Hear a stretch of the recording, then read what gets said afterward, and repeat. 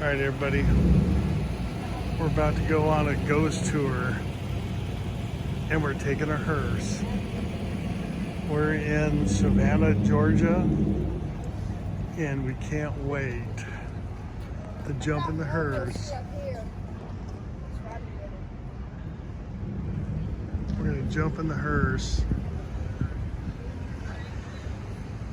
and go on a ghost tour. We're stoked. See a single shred of Spanish moss here in the square. Many people attribute that to the ghost of General Nathaniel Greene. If you look towards the center of the square, you'll see a large white obelisk. His depiction's on the southern portion, and his remains are actually entombed inside. After the war, George Washington gifted him a large piece of property here in Savannah, in which he used to establish a silk plantation. Although it's said Nathaniel Greene really didn't like living here. He thought it was much too hot. Didn't like the bugs, and for some reason he especially hated Spanish moss. Later on in life, Nathaniel Greene suffered a heat stroke, but that's not what killed him. You see, the way they treated heat strokes back then was they would apply leeches to your skin. And unfortunately for Nathaniel Greene, he happened to be a severe hemophiliac. So those leeches pretty much just bled him to death. So since he's entombed in the center of a square in a town he didn't want to be in, I really doubt being bled to death by leeches helped anything. And the fact he hated the Spanish moss, that's why they say it won't grow here. There are a couple points of interest I'd like to go over. Coming up on our right-hand side, you'll see an awning that says Exotic Gifts and Home Accents. Just past that, you'll see a black lantern, and below that, you'll see a black plaque. That's a memorial for Savannah's very first ever established cemetery. We buried the very first body right here back in 1733. By 1735, they had over 800 bodies buried here. A handful were moved to the newer cemetery, Colonial Park, but the majority of them still sit below the streets and shops right at this moment. If you look towards the center of the square, you'll see a monument. Where that monument now stands, there used to be gallows. We would have public hangings here, usually on Fridays, either weekly or bi-weekly, all the way up until about the early 1900s. And as we cross this corner, coming up on our right-hand side, you'll notice Savannah's historic Cbs Pharmacy. But before that was there, this corner was actually the location where the very first jailhouse was constructed here in the city. So we had the first jailhouse, the gallows, and the cemetery. They were pretty efficient back then. Something else interesting about Wright Square is it happens to be the location of the very second female execution that ever took place in America. Her name was Alice Riley. She was an indentured Irish servant who was sentenced to debtor's prison. A cattle farmer just across the river purchased her debt and said that he was a very cruel and abusive man. He used to beat up on Alice and make her do all sorts of gross stuff.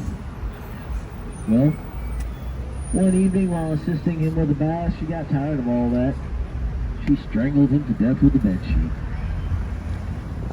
People passing through Wright Square late in the evening sometimes report being approached by a woman dressed all in white, frantically searching for help and trying to find her child. The Savannah Police Department reports 3 to 4 calls every year about this. However, it's rumored they only send out rookies because they know it's just Alice and she never hangs out long. Also, people pushing baby strollers through Wright Square. It's roughly America's very first ever Jewish cemetery, which we also happen to be on top of right at this moment. Savannah was actually the location of some of the first Jewish Americans. We had the second oldest synagogue in the entire country. It's also the only one that's called concrete. We're now approaching Chippewas. Notice that we keep our benches inside of the squares because we love our citizens and our drivers just aren't that good.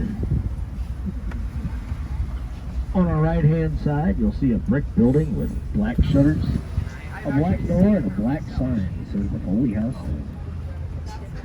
Constructed in 1880 for Mr. Foley and his family.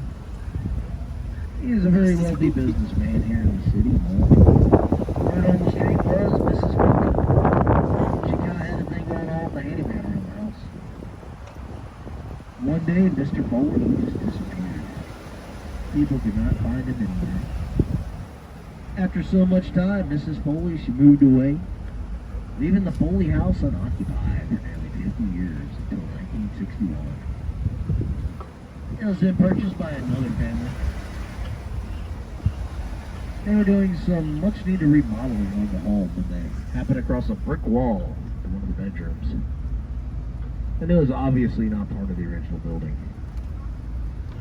They tore down that brick wall, and right behind it, lo and behold, they finally found Mr. Foley. Dinner and fried chicken. They had his remains cremated, and he's still in the hotel. If you stay in Mr. Foley's room, you've earned yourself a free meal from the growing company. However, guests in Mr. Foley's room have reported being awoken late at night by either scratching noises or whispers coming from the walls. It was featured on the Julia Roberts movie, something to talk about.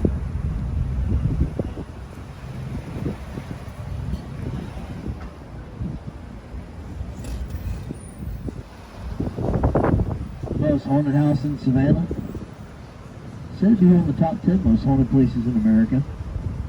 I normally get up closer, but there's somebody illegally parked in my spot. So if you give me just one moment, I'm getting right out to talk to you.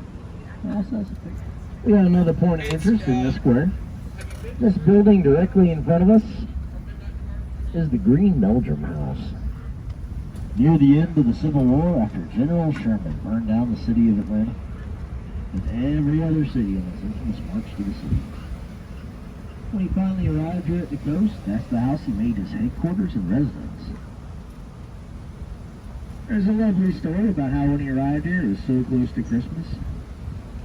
And since he thought Savannah was so pretty, instead of burning it to the ground, he gave it as a Christmas gift to President Abraham Lincoln.